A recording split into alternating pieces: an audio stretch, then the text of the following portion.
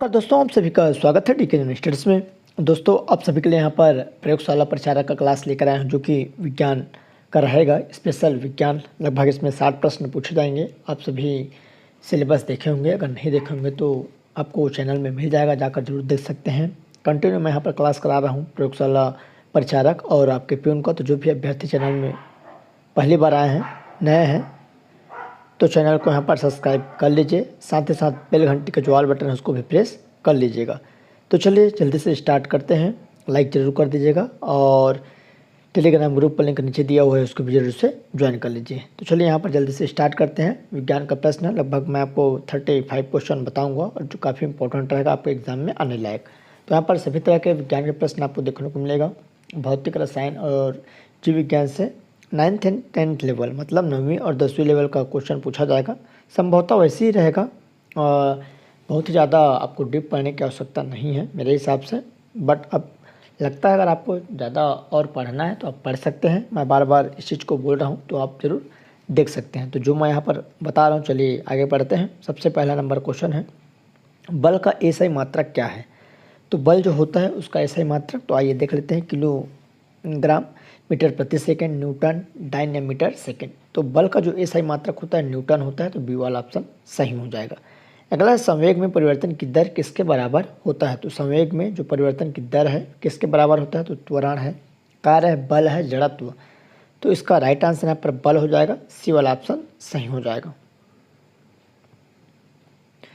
अगला प्रश्न है तीसरा नंबर, यदि विराम में की स्थिति पिंड को गति प्रदान की जाए, मान लो अगर विराम स्थिति में है और किसी पिंड को गति प्रदान की जाए तो वह सरल रेखा में चलने लगता है। अब यदि इस पर विपरीत बल कार्य करे तब क्या होगा? तो इस पर अगर विपरीत बल कार्य करता है तब क्या होगा? तो चलिए देख लेते हैं। पिंड की दिशा निश्चित रूप से बदलेगी, पिंड की चाल कम हो जाएगी, पिंड उसी चाल से तथा उसी दिशा में चलता रहेगा, उपरोक्त में से कोई नहीं। तो उसका राइट आंसर यहाँ पर क्या हो जाएगा? तो उसका सही आंसर यहाँ पर बी हो जाएगा। पिंड की चाल यहाँ पर क्या हो जाएगी? कम हो जाएगी। दोस्तों जो भी अभ्यर्थी को प्रयोगशाला जो परिचारक है इसका मॉडल गेसिंग पेपर लेना होगा तो मेरे को व्हाट्सअप कर सकते हैं। आगे आपको मैं छोटे से क्लिप के माध्यम से बताऊंगा क्या क्या रहेगा। साथ ही साथ प्यून की जो तैयारी कर रहे हैं, स्वीपर, चौकीदार प्यून, उसका भी अगर आप मॉडल लेना चाहते हैं तो मेरे को व्हाट्सअप कर सकते हैं। उसके लिए चार्जेबल रहेगा, मिनिमम चार्ज पर आपको दिया जाएगा। अगला प्रश्न है, यदि किसी प्रकार सूर्य तथा पृथ्वी के बीच की दूरी दुगनी हो जाए, मानकर चलिए अगर कोई से भी प्रकार से सूर्य और यहाँ पर देख सकते हैं पृथ्वी कि बीच की दूरी दुगनी हो जाए तो उनके बीच लगने वाला जो गुरुत्वाकर्षण बल का मान क्या हो जाएगा? 2 गुना आधा, 4 गुना चौथाई। उसका राइट आंसर ए हो जाएगा, 2 गुना हो जाएगा। अगला प्रश्न है, सरल आवर्त गति में क्या होगा? तो सरल आवर्त जो गति है वहाँ पर क्या होगा? तो पिंड सदैव आगे व पीछे गति करता है। पिंड पर कार्यरत बल विस्थापन के समानुपाती होता है। बल विस्थापन की दिशा में होता है। अधिक विस्थापन की स्थिति में आयाम न्यूनतम होता है। तो इसका सही आंसर यहाँ पर बी हो जाएगा। पिंड पर कार्यरत बल विस्थापन के समानुपाती होता है। अगला प्रश्न है, वाहनों में लगे ऑडोमीटर से क्या नापते हैं? तो जो वाहनों में जो ऑडोमीटर लगा रहता है उससे क्या मापा जाता है? तो दूरी है, चाल है, वेग है, त्वरण है। तो जो ऑडोमीटर लगा रहता है उससे यहाँ पर चाल नापी जाती है जो कि वाहनों में। अगला है, ऊर्जा का मुख्य स्रोत कौन सा है? तो ऊर्जा का जो मुख्य स्रोत है क्या है? तो जल है, सूर्य है, यूरेनियम है, जीवाश्म ईंधन है। तो इसका सही आंसर यहाँ पर क्या हो जाएगा? तो उसका करेक्ट आंसर जो ऊर्जा का प्रमुख साधन है सूर्य हो जाएगा। स्रोत क्या है यहाँ पर? स्रोत। अगला जैव बायोमास है, यहाँ पर देख सकते हैं जैव मात्रा जो है बायोमास क्या है? तो पादप तथा जंतुओं से प्राप्त उत्पाद, मशीनों से प्राप्त उत्पाद, सूर्य से प्राप्त उत्पाद या हवा से प्राप्त उत्पाद। तो 8 का राइट आंसर यहाँ पर ए हो जाएगा, पादप तथा जंतुओं से प्राप्त उत्पाद जैव मात्रा जो बायोमास होता है। अगला प्रश्न है, निम्न में से पारस्परिक स्रोत है? तो 9th का यहाँ पर देख सकते हैं निम्न में से पारस्परिक स्रोत है तो कोयला, पेट्रोलियम, एयर भी दोनों या नाप की ऊर्जा। तो कौन सा यहाँ पर पारंपरिक, यहाँ पर क्या है? पारंपरिक स्रोत है।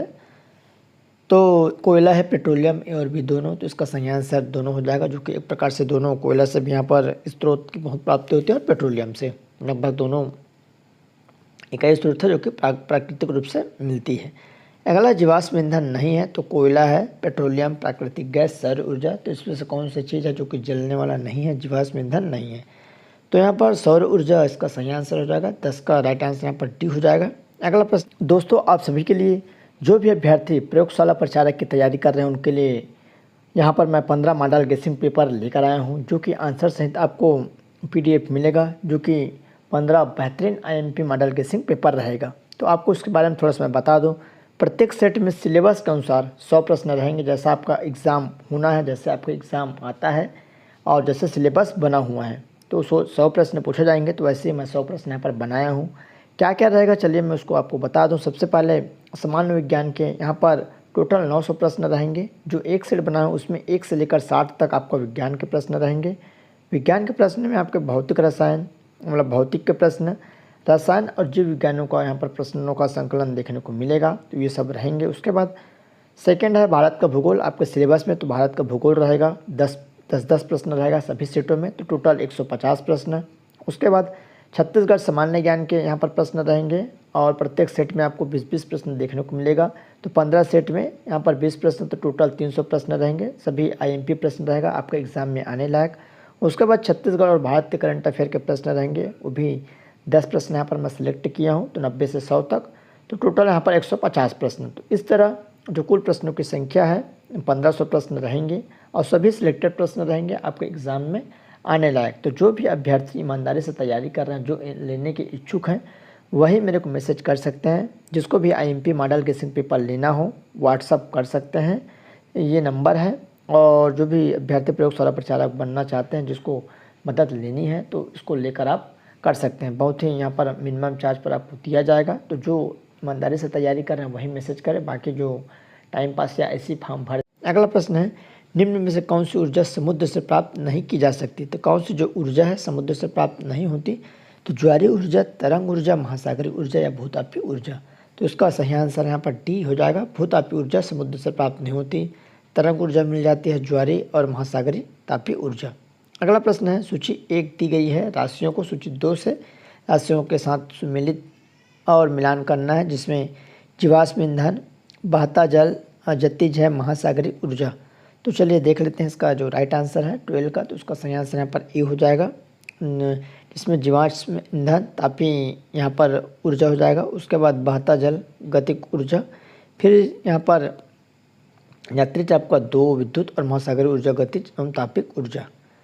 अगला प्रश्न है, ऊर्जा संरक्षण के नियमानुसार किसी भौतिक या रासायनिक प्रक्रम में कुल ऊर्जा होती है? तो यहाँ पर देख सकते हैं ऊर्जा संरक्षण के नियमानुसार किसी भौतिक या रासायनिक प्रक्रम में कुल ऊर्जा होती है, तो संरक्षित है, असंरक्षित, शून्य, अनंत।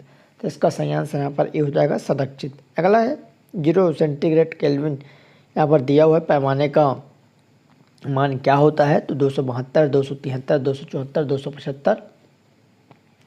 तो इसका जो राइट आंसर है आपका 14 का, तो B हो जाएगा 273, जो कि 0 डिग्री केल्विन पैमाने का जो यहाँ पर मान होता है 273। अगला केल्विन पैमाने पर जल का हिमांक होता है, तो यहाँ पर दोनों अलग अलग क्वेश्चन हैं। तो केल्विन जो पैमाना है वहाँ पर जल का हिमांक होता है, तो 0 के, 100 के, 273 के, -273 के। तो इसका राइट आंसर यहाँ पर C हो जाएगा 273 के। अगला है, किस ताप पर सेंटीग्रेड तथा फ़ारेनहाइट स्केल पैमाने के पाठ्यांक समान होंगे? तो कौन से ताप क्रम पर सेंटीग्रेड तथा फ़ारेनहाइट स्केल पैमाने के पाठ्यांक समान होंगे? तो -40, +40, 46.6 सेंटीग्रेड और -37। तो इसका राइट आंसर यहाँ पर -40 A वाला ऑप्शन सही हो जाएगा।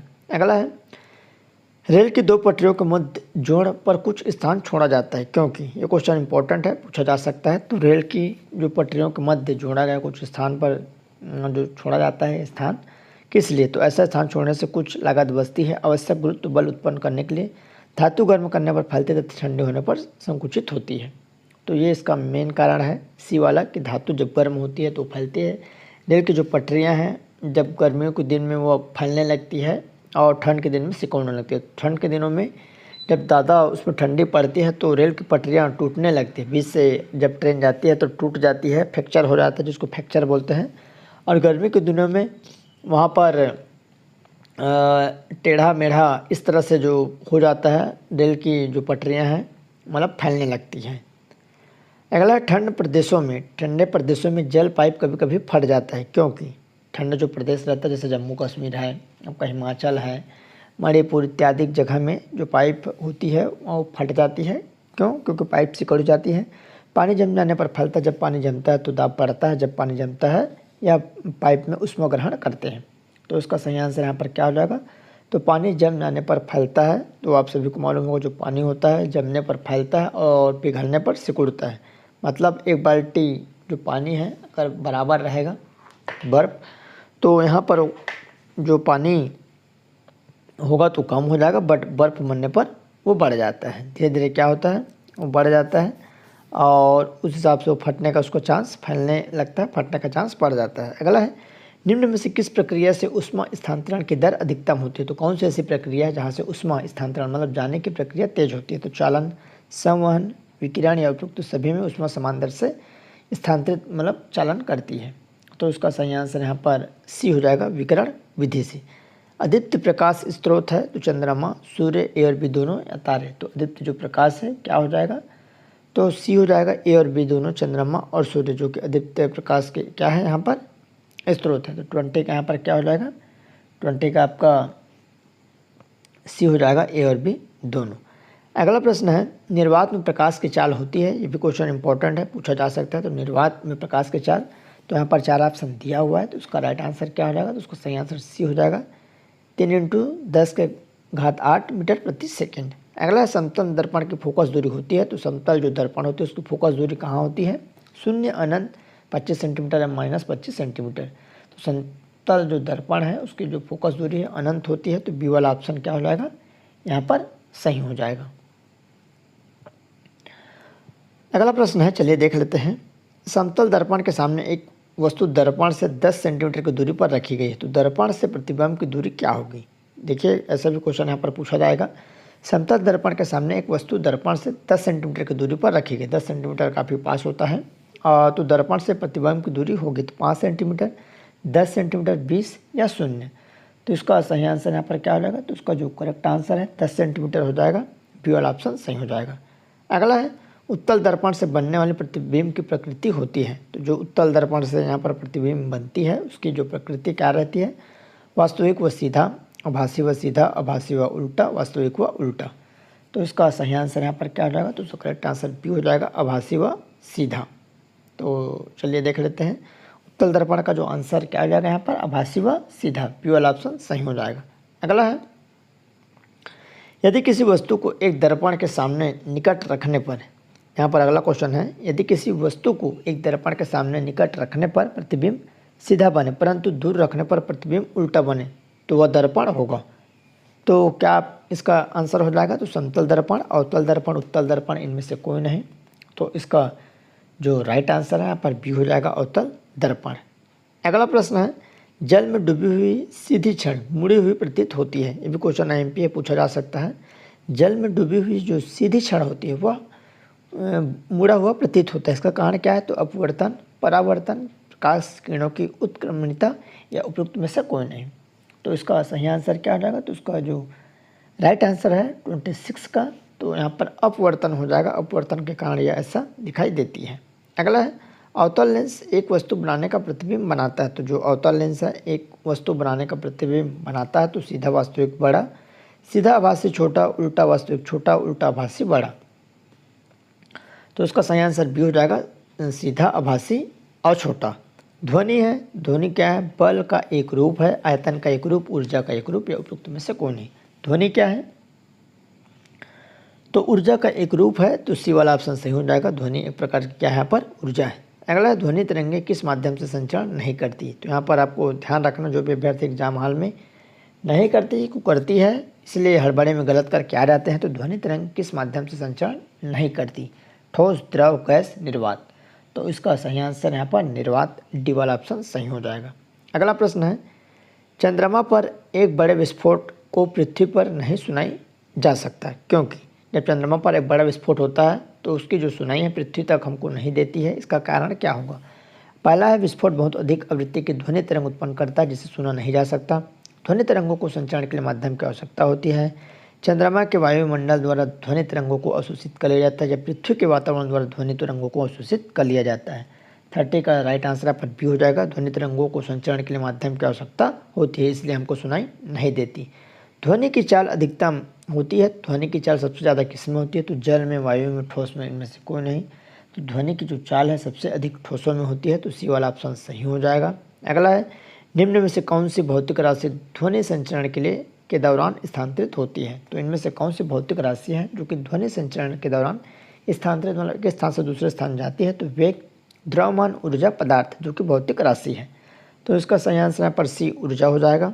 अगला प्रश्न है, जब ध्वनि तरंगें वायु या जल में संचरण करती है तो निम्न में से क्या स्थिर रहता है? तो जब ध्वनि तरंगें वायु या जल में संचरण करती है तो निम्न में से क्या स्थिर रहता है? तो आयाम, तरंग दैर्ध्य, आवृत्ति या वेग। तो इसका सही आंसर यहाँ पर क्या हो जाएगा? तो इसका करेक्ट आंसर यहाँ पर सी हो जाएगा, आवृत्ति। अगला है, स्पष्ट प्रतिध्वनि सुनने के लिए अवरोधक की ध्वनि स्रोत से न्यूनतम दूरी कितनी होनी चाहिए?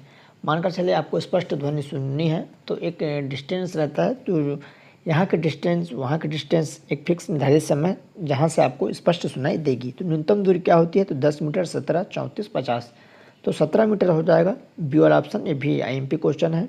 अगला प्रश्न है, जब ध्वनि तरंगे वायु या जल में संचरण करती है तो निम्न में से क्या स्थिर रहेगा? ये क्वेश्चन हो चुका है। अगला है, विद्युत धारा का एसआई मात्रक क्या होता है? ये भी क्वेश्चन IMP है। तो विद्युत धारा का एसआई मात्रक क्या होता है? तो कूलाम, एम्पियर, जूल, ओम। तो विद्युत धारा के जो एसआई मात्रक है क्या हो जाएगा? तो चलिए इसका आंसर देख लेते हैं। तो एम्पियर हो जाएगा, बी वाला। अगला, विद्युत धारा को किस यंत्र की सहायता से मापते हैं? तो विद्युत जो धारा होती है उसको किस यंत्र की सहायता से मापते हैं? तो धारा मापी, अमीटर, वोल्टमीटर या इनमें से, मतलब प्रतिरोध बॉक्स। तो इसका राइट आंसर यहाँ पर अमीटर हो जाएगा। विद्युत धारा को अमीटर यंत्र से मापा जाता है। तो इस तरह आप सभी के लिए यहाँ पर 36 क्वेश्चन कंटिन्यू क्लास आते रहेगा। तो जो भी अभ्यर्थी नए हैं चैनल को सब्सक्राइब कर ले, बेल घंटी का बटन उसको भी प्रेस कर लें। फ्री क्लास आते रहेगा सिलेबस वाइज। तो चलिए दोस्तों